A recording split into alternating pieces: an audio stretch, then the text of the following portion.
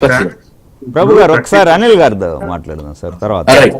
అనిల్ గారు ఇప్పుడు చూసుకుంటే గోల్డ్ ఇంపోర్ట్స్ తగ్గినాయి, గోల్డ్ డిమాండ్ తగ్గింది, గోల్డ్ సేల్స్ తగ్గింది, ధర మాత్రం భారీగా పెరుగుతుంది. సో ఇది బబుల్ అనుకోవచ్చా లేకపోతే బూమ్ అంటారా? ఇది బబుల్ అయితే కాదు సార్, పక్క నేచురల్ గ్రోత్. రీజన్ ఏంటంటే ఇది పక్క గ్లోబల్ ఫ్యాక్టర్స్. ఎందుకంటే గోల్డ్ డిమాండ్ ఇండివిజువల్ నుంచి రీటైల్ డిమాండ్ తగ్గిన సెంట్రల్ బ్యాంకులు అడ్డగోలుగా కొనేస్తా ఉన్నాయి. అండ్ ఇటు డాలర్ నుంచి సేఫ్టీ కోసం, ఎందుకంటే లాస్ట్ టైం చూసాము ఈ సావరిన్ గోల్డ్ కూడా, సావరిన్ మనీని కూడా, డాలర్స్ ని కూడా ఫ్రీజ్ చేస్తున్నాయి అమెరికా. సో ఇలాంటి పరిస్థితి మళ్ళీ రావద్దు అంటే అందరూ కూడా వాళ్ళ ఫారెన్ రిజర్వ్స్ లో గోల్డ్ ని రిప్లేస్ చేసుకుంటున్నాయి. యూరోపియన్ కంట్రీస్ చేస్తున్నాయి, చైనా చేస్తుంది, ఈవెన్ ఇండియా కూడా చేస్తా ఉంది. సో ఇప్పుడు డిమాండ్ సెంట్రల్ బ్యాంక్ నుంచి ఎక్కువగా వస్తుంది గోల్డ్ కి.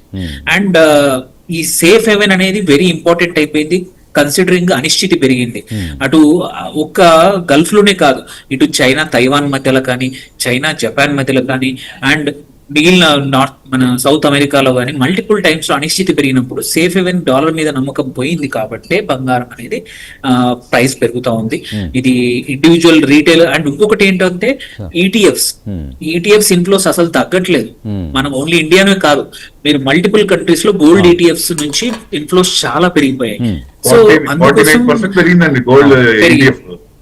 కాకపోతే ఒకటి ఏంటంటే మాత్రం బంగారం మీద ఇన్వెస్ట్ చేయాలి. డిజిటల్ గోల్డ్ వచ్చేదానికి even you can put a small amount also. అదే కొంచెం ఇది వస్తుంది. ఎవరైనా సరే ఇప్పుడు స్కూల్, నాకు తెలిసి స్కూల్ పిల్లలు కూడా ఖర్చుల కోసం డబ్బులు పెడితే డిజిటల్ గోల్డ్ లో ఇన్వెస్ట్మెంట్ చేస్తున్నారు వాళ్ళు. అదే చేంజ్ వచ్చింది ఆ మార్కెట్.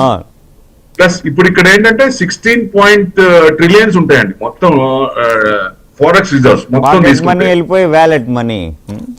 అంటే 16.5 ఫారెక్స్ రిజర్వ్స్ లో తీసుకుంటే దాంట్లో మీకు 60-70% డాలర్స్ ఉంటాయి. మిగతాది కరెన్సీస్, 5 కరెన్సీస్ గోల్డ్ ఉంటాయి. ఇప్పుడు ఎప్పుడైతే ఈ డీడాలరైజేషన్ అవుతుంది, ఫ్యూచర్ లో మనకి ఈయనతో ఇబ్బంది, యుఎస్ తో మనకి ఇబ్బంది అన్నప్పుడు కన్వర్టింగ్ గోల్డ్ నుంచి, ఐ మీన్ డాలర్ నుంచి గోల్డ్ కి మారుతున్నప్పుడు అది దాదాపుగా 60% అంటే 12.5%. దాంట్లో 10% తీసుకుంటే 1.2 ట్రిలియన్ మారింది ఇప్పటికి.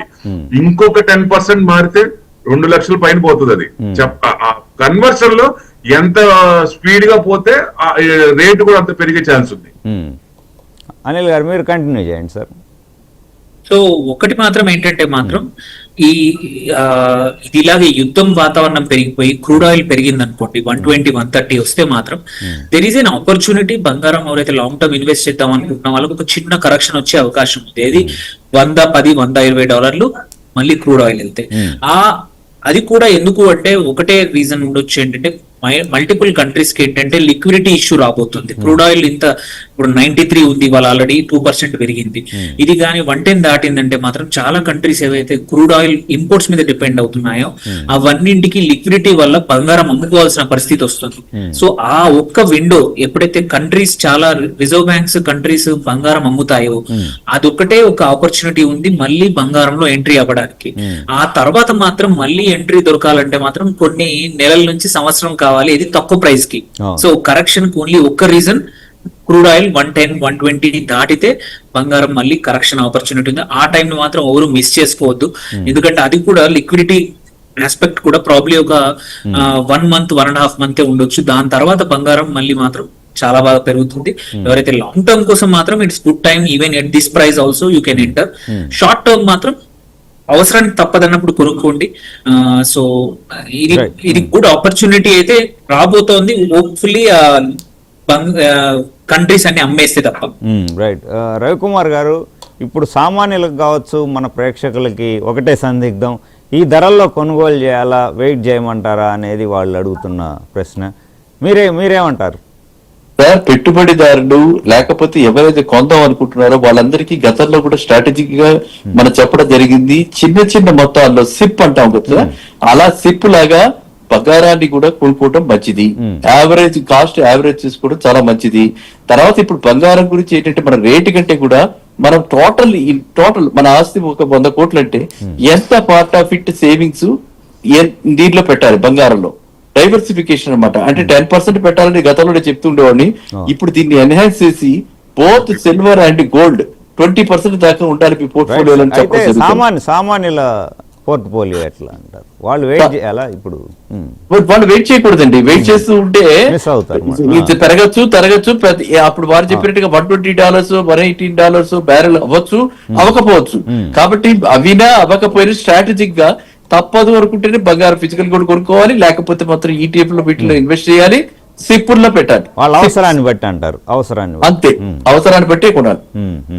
అవసరం లేకపోతే మనం అక్యుములేట్ చేసుకోవాలనుకుంటే ఈ నెల 1 గ్రామ్ కొన్నా, నెక్స్ట్ మంత్ ఇంకో గ్రామ్ కొన్నా, ఆపై మంత్ ఇంకో గ్రామ్ కొన్నా అని చెప్పి అలాంటి స్కీమ్స్ లో చేరాలి తిప్పుల్లో.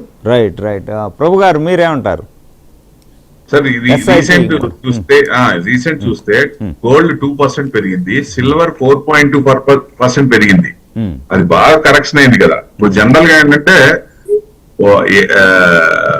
White is dominating yellow, so both brothers are chasing each other. So white ఇప్పుడు మళ్ళీ వైట్ ముందుకు వచ్చింది ఈ లాస్ట్ వీక్ 10 days చూస్తే. సో అందుకని ఇప్పుడు సపోజ్ ఇండస్ట్రియల్ యూసేజ్ బాగా పెరిగినప్పుడు మీకు సిల్వర్ అనేది అందుబాటులో ఉండదు, షార్టేజ్ ఉంది, డిమాండ్ అండ్ సప్లై తక్కువ ఉంది. Silver is a by product, original gold type కాదు కదా, మైండ్ నుంచి కాదు కదా. సో అందుకనే అది డిమాండ్ ఎక్కువ ఉంటుంది. ఫ్యూచర్ లో సిల్వర్ కి ఆల్టర్నేట్ రానంత కాలం అది పెరుగుతూనే ఉంటుంది. సో మధ్యలో అగ్రెసివ్ మెటల్ కాబట్టి అది తట్టుకునే వాళ్ళు సార్ అన్నట్టు 20% మ్యాక్స్ టు మ్యాక్స్ అంటే ప్రీసియస్ మెటల్, సోనేకి చిడియా ఇండియా అంటాం. ఎందుకంటే ప్రతి ఇంట్లో కూడా బంగారం ఉంటుంది, ఎక్కువ ఉంటుంది, చెప్పని డిక్లేర్ చేయని బంగారం ఉంటుంది. ఆ గవర్నమెంట్ కూడా డిక్లేర్ చేయమంటేనే ఆడవాళ్ళందరూ ఎదురు తిరగలికి వాళ్ళు వెనక్కి స్టెప్ వేశారు. డెఫినెట్ గా ఇప్పుడు లాంగ్ టర్మ్ మనకి గోల్డ్ ఎంత కావాలి, ఇప్పుడు ఆడపిల్లలు ఎంత మంది ఉన్నారు, మగవాళ్ళు ఎంత వాడుకోవాలి గోల్డ్, అవసరార్థం ఎంత, మనకి ఇన్వెస్ట్మెంట్ పరంగా అంతవరకు పెట్టుకొని మ్యాక్స్ ఎక్కువ సిల్వర్ డిమాండ్ ఎక్కువ ఉంటుంది కాబట్టి ఎక్కువ పర్సెంటేజ్ సిల్వర్ లాంగ్ టర్మ్ కానీ పెట్టుకుంటే, అంటే లాంగ్ టర్మ్ కంటే ఈ రోజు నేను తీసుకొచ్చి 10 లక్షలు అంటే 10 లక్షలు ఒకేసారి చేయాల్సిన పని లేదు. When it retraces, when it profit booking వచ్చినప్పుడు, ఎప్పుడైనా డౌన్ ఫాల్ ఉన్నప్పుడు, సిల్వర్ పడుతున్నప్పుడు, అది చిన్నగా ఇన్ స్టాగర్డ్ మేనర్ లో సిల్వర్ లో ఇన్వెస్ట్మెంట్స్ చేస్తే గోల్డ్ కంటే ఇన్వెస్ట్మెంట్ యాంగిల్ లో సిల్వర్ లో విపరీతమైన వచ్చే ఛాన్స్ ఉన్నాయి. బట్ టైం అడగద్దు, టైం పట్టచ్చు. ఎందుకంటే ఫస్ట్ 75 కి వెళ్ళి మళ్ళీ 38 కి వచ్చిన టైం చూస్తే, తర్వాత మళ్ళీ అక్కడి నుంచి 4,10,000 M6 లిస్ట్ అయింది. అది ఎంత టైం పట్టిందండి? మస్తు టైం పట్టింది.